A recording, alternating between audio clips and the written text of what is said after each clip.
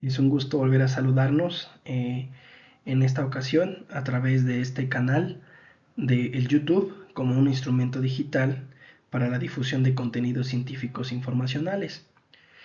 Me presento, soy Gregorio Miguel Palacios Toquianzi, soy alumno del doctorado en Ciencias de la Actividad Física y el Deporte, lo cual curso este grado en el Instituto de Estudios Superiores de Ingeniería Educativa. En esta ocasión, esta actividad es la actividad número 3 de la asignatura Prevención de lesiones por déficit musculoesquelético, desarrollo de un modelo sistemático. Esta actividad o esta asignatura está siendo evaluada por el doctor Javier Eduardo Rojas Figueroa y este video está siendo grabado el día 14 de noviembre del año 2025 en la ciudad de Tlaxcala, Tlaxcala. Como lo comenté, para mí es un gusto volver a saludarnos y espero que estos minutos en que tenga tu atención sea de tu interés. Pues bien, en esta ocasión vamos a analizar un estudio de caso sobre la fibrilación ventricular en el contexto de la miocardiopatía hipertrófica y la conmoción cardíaca. Es un artículo, un estudio de caso del doctor González, del doctor Ukeneye y del doctor Unal del año 2025, de febrero del 21 de febrero del año 2025.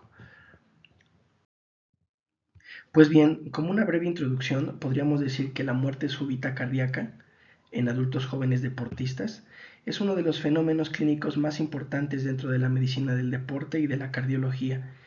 Su aparición es abrupta, a veces en individuos sin antecedentes aparentes, lo cual refleja una interacción multifactorial donde convergen componentes estructurales, eléctricos, mecánicos del corazón. Dos de las causas más representativas, aunque con fisiopatologías distintas, como ahorita lo veremos, son las miocardiopatías hipertróficas y el conmotion cordis, que es un golpe directo en la zona torácica, que es lo que vamos a estar hablando en esta ocasión. Pues bien, la miocardiopatía hipertrófica es una enfermedad brevemente, es una enfermedad genética del sarcómero caracterizada por una hipertrofia ventricular izquierda. La desorganización de los miocitos y la fibrosis intersticial asociada genera un sustrato arrítmico que predispone al desarrollo de taquiarritmias ventriculares malignas y en consecuencia este nos lleva a una muerte súbita. En contraste, el conmotion cordis es un evento eléctrico puramente mecánico, en el cual una fibrilación ventricular inducida por un impacto torácico no penetrante que ocurre durante la ventana vulnerable del ciclo cardíaco. Esto se da en los 10 a 30 milisegundos antes del pico de la onda T, cuando el miocardio se encuentra en una fase de repolarización crítica. Aquí vemos una imagen de un corazón normal y un corazón con cardiopatía hipertrófica. Ambas condiciones, aunque son bien documentadas y bien sabidas, raramente coexisten en un mismo individuo. Sin embargo, cuando se combinan estas dos, una cardiopatía estructural preexistente con un estímulo mecánico externo, pues amplifica exponencialmente la vulnerabilidad eléctrica miocárdica, generando así un escenario clínico de alto riesgo. Sin embargo, la literatura médica describe pocos casos en los que estas dos enfermedades o patologías confluyen o se mezclan. Y este estudio de caso pues ofrece un marco valioso para comprender cómo los mecanismos eléctricos, estructurales y mecánicos pueden interactuar de forma sinérgica en la génesis de una arritmia. Este caso clínico analizado fue un varón de 25 años que presentó fibrilación ventricular posterior a un impacto torácico durante una actividad recreativa. Esto representa un punto de convergencia excepcional, ya lo veremos, tanto en fisiopatología deportiva, cardiología clínica y emergencias médicas. Y este análisis no solo va a buscar profundizar los mecanismos que ya subyacen a este fenómeno, sino también nos va a permitir entender mejor la importancia de dar un diagnóstico precoz, responder de manera inmediata y, sobre todo, prevenir en poblaciones jóvenes atléticas. Y bueno, como lo mencionaba, este es los autores de este artículo, de este estudio de caso, que vamos a hablar. Bueno, ¿qué podríamos decir? Este estudio nos permite profundizar un poquito más en los mecanismos fisiopatológicos, biomecánicos y clínicos que aparecen después de una fibrilación ventricular, que es desencadenada por un trauma torácico en un paciente con miocardiopatía hipertrófica. Esta intersección entre una patología estructural y un estímulo externo representa un modelo complejo donde la vulnerabilidad miocárdica y la cinética del impacto actúan de forma sinérgica. Y vamos a hablar algunos puntos específicos de esta enfermedad. La primera, interacción entre estructura y excitabilidad eléctrica. En condiciones normales, el corazón posee una estructura celular organizada en la que fibras musculares cardíacas están alineadas para optimizar la conducción de un impulso eléctrico y también que se contraiga el corazón de manera sincrónica. ¿Qué pasa en la miocardía hipertrófica? Esta organización se ve alterada. ¿Por qué? Porque los miocitos están desorganizados. Hay fibrosis intersticial y hay un aumento del grosor del tabique interventricular, lo que genera zonas de conducción heterogéneas. Estas áreas actúan como circuitos de reentrada eléctrica, que pueden transformarse en focos de taquiarritmias ventriculares ante un estímulo desencadenante.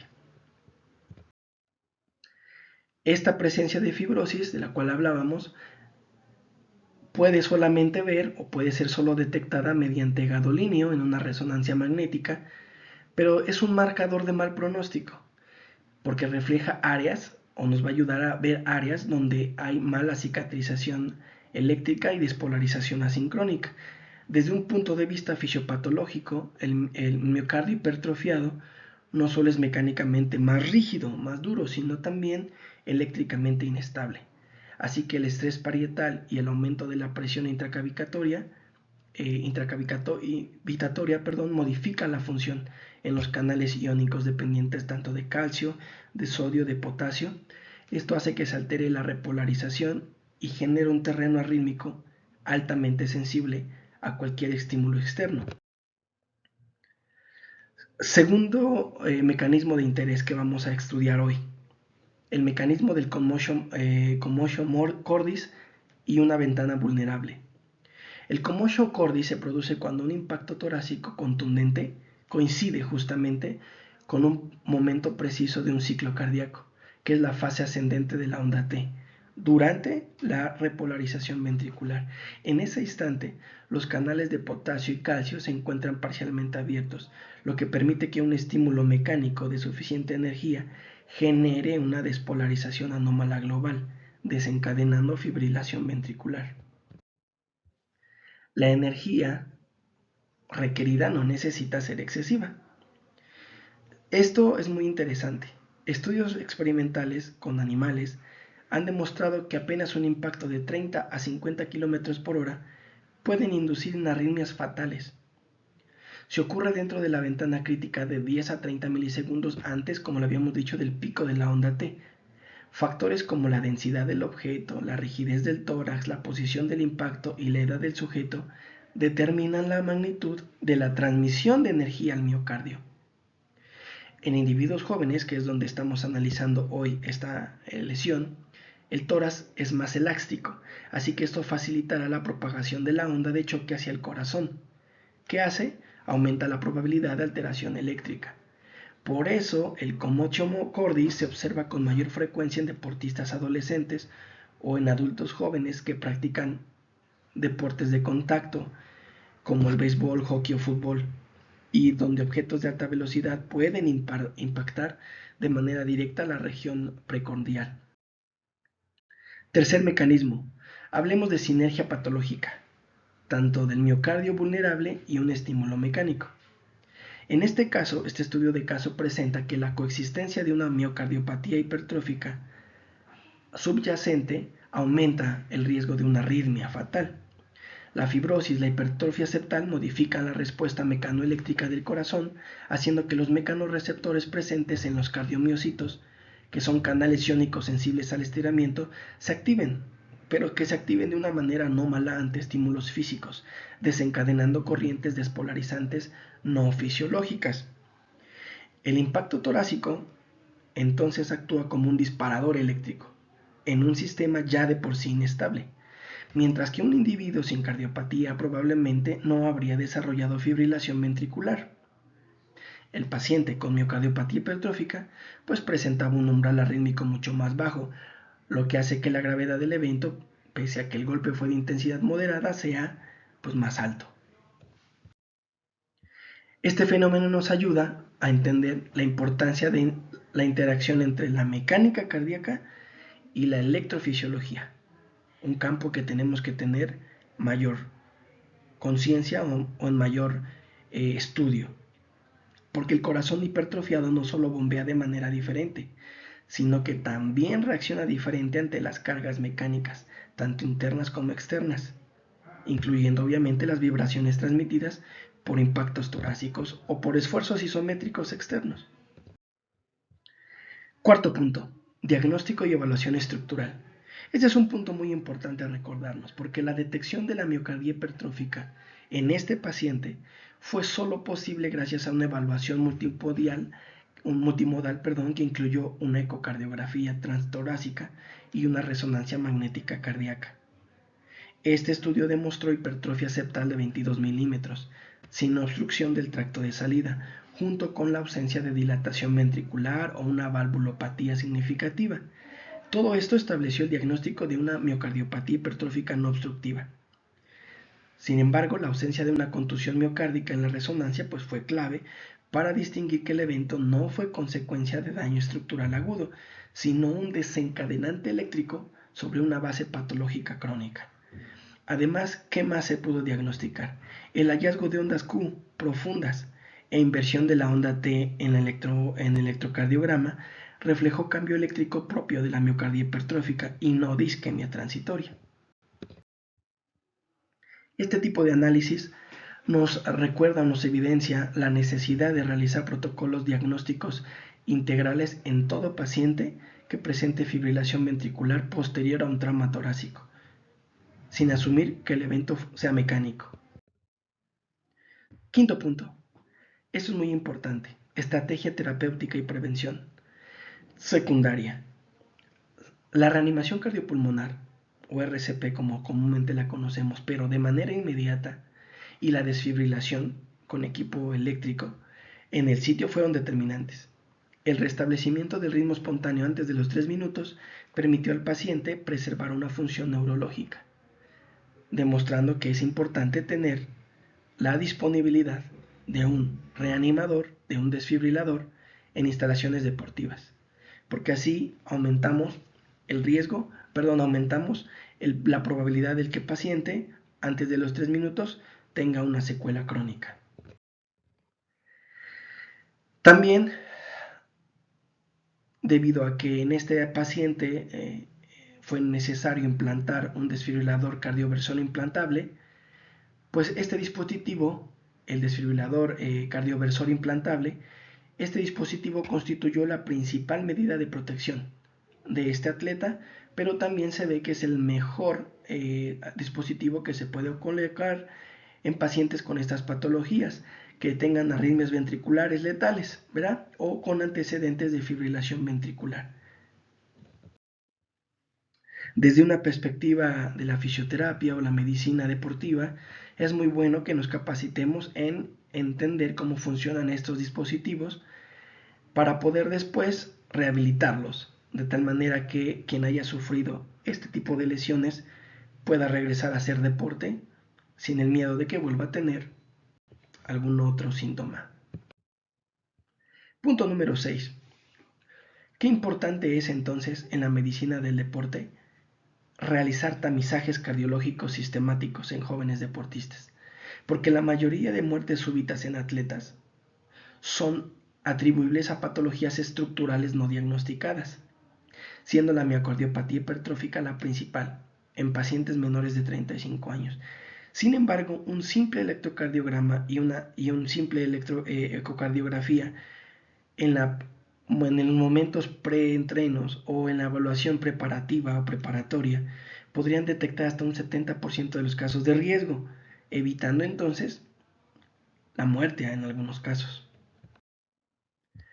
También este estudio de caso demuestra que el trauma torácico, aunque ocasionalmente es inevitable, nadie puede prevenir que suceda o que algo impacte, puede ser mitigado mediante intervenciones preventivas, como el uso de protectores torácicos, en deportes de contacto y obviamente la capacitación masiva en RCP básica, que todo quien esté en servicios médicos o de primer contacto pueda estar allí capacitado para atender este tipo de urgencias.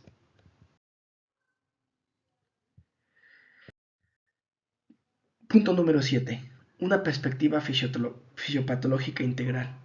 Este caso analizado nos ofrece un modelo de interacción entre factores estructurales como fue la hipertrofia, eléctricos como la dispersión de la repolarización y mecánicos que fue el impacto torácico. Este triángulo fisiopatológico redefine el concepto de paro cardíaco, alejando de una visión exclusivamente eléctrica o mecánica para situarlo en un contexto de biomecánica cardíaca compleja. Este evento también evidencia el papel crucial del tiempo y la sincronía para atender a estos pacientes.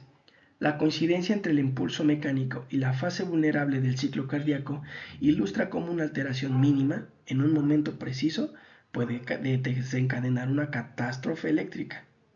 Y este fenómeno pues, nos puede implicar seguridad deportiva y nos puede causar problemas, ¿verdad? Con los que están siendo entrenados. Así que la prevención de la muerte súbita en campo es lo que nos atañe a todos. En conclusión, este caso nos ilustra de forma contundente cómo una colisión de mecanismos que estudiamos hoy, eléctrico, estructural y mecánico, puede derivar en una fibrilación ventricular potencialmente fatal. La coexistencia de commotio cordis y una miocardiopatía hipertrófica representa en el papel y en la práctica uno de los escenarios más complejos dentro de la cardiología deportiva contemporánea, donde la línea entre accidente y predisposición patológica se difumina. Este evento reafirma que el paro cardíaco súbito en deportistas no siempre es fortuito, sino que muchas veces constituye la expresión final de una vulnerabilidad anatómica y eléctrica no detectada. Por ello, todos los que estamos en este ámbito debemos actuar en prevenir, no limitarnos solamente a entrenar o intentar ver que el atleta tenga un control de su esfuerzo físico, sino incorporar estrategias integrales por un cardiólogo, alguien en primeros auxilios y lo más importante que tocamos el día de hoy, la disponibilidad de desfibriladores externos automáticos en todos los espacios recreativos para asegurarle al atleta o a los que están siendo entrenados salud. Y pues de mi perspectiva profesional, este estudio de caso fue muy importante porque el rol del fisioterapeuta también, del equipo, como parte de un equipo médico interdisciplinario, es muy importante, ¿verdad? Porque muchas veces somos quienes estamos en la primera línea de contacto en los deportes. Así que qué bueno es entender que antes de la preparación o antes de la competencia, en la fase preparativa, podamos también hacernos valer como un equipo multidisciplinario de un cardiólogo que nos ayude a identificar este tipo de problemas cardíacos. Finalmente, comprender todas estas situaciones de la medicina, de la fisioterapia, comprender mejor la anatomía y fisiopatología del corazón es la única vía que nos permite evitar desastres o complicaciones en un evento deportivo. Dejo por aquí la bibliografía del cual hemos tomado la información, también el DOI del artículo y pues espero que estos minutos hayan valido la pena. Fue un artículo muy interesante que nos deja a todos en México, en el país, cosas en que meditar, en que pensar y seguir mejorando para ser mejores profesionales. Pues es un gusto saludarnos, nos vemos en la próxima. Saludos y gracias.